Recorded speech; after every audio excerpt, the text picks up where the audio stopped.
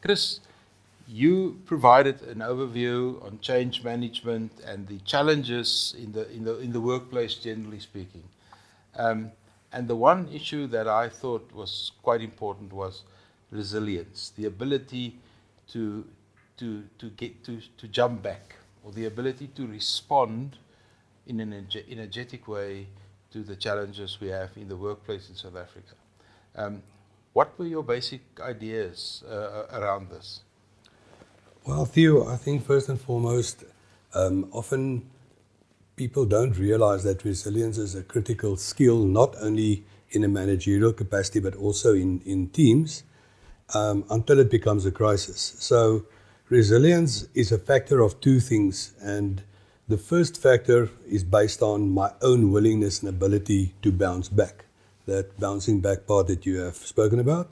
And then the second factor that is often disregarded in resilience is my perception of my support structure. So in a time of change, you will find that a lot is expected of me, and I know exactly what it is that I need to go and do. And then often I just get shut doors from the top. I know what are the critical capabilities, for example, that I need to put in place, and what are the things that I need to focus on to get to successful change. But it is met with resistance either from the top or from the bottom. So for a person in a managerial capacity, that resilience to me is significant, simply for the fact that if you're going to try to do this by yourself, you're definitely going to struggle.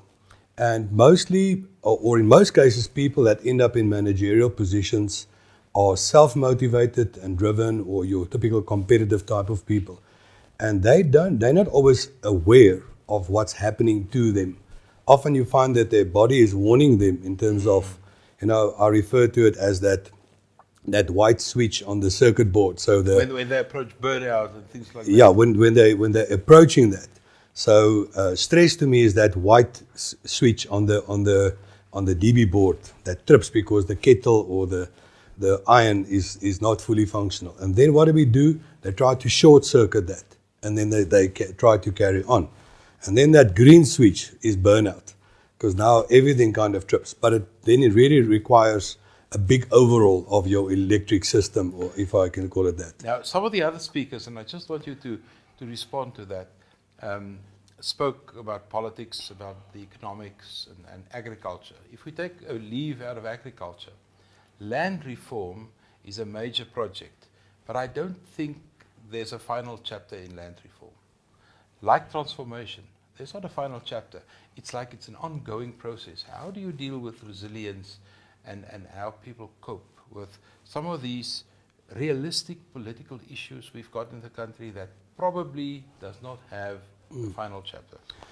Theo, my answer to that would be that often when things like that are announced, you find that people move to the irrational side of change. Emotional.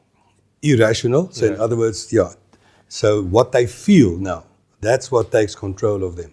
But it's not the fact. So if something is announced like expropriation without compensation, when I'm irrational, I can already see me losing my farm and everything that I've built, all my... And that's perception. Correct. That's just perception. Now, I refer to that as the master's degree that most people have, the MSU, or making stuff up. So once they make it up, it becomes their reality. So the challenge, whether you're in the agricultural sector or whether you're in business or you're having your own business kind of thing, it's important to focus on the facts and focus on the things that's real now and what you can control. And that takes discipline. It takes skill to be able to do that. And be aware of what is happening and what progress is made, and then try to gear yourself slowly for that. The difficult thing in a time of change is to persuade people to focus on the things that is currently important. So I refer to that as business as usual. Focus on your current production or your current things that you can do. I have to prepare my land. I have to put, fertilizer and things like that. Do it. But it's about taking a decision and then acting on it. And then you focus on that. But to sit and worry and become a victim, it's like, it's a vicious circle, but unfortunately it's a fast one. in this case. So that'll be my advice. No, Chris, thanks very much. And again, congratulations with your presentation. It was very appropriate for, I think, the time that our students are currently experiencing. South Africa is not at a good place. And I think you provided some skills for them to at least deal with some of these things. So thank you very much.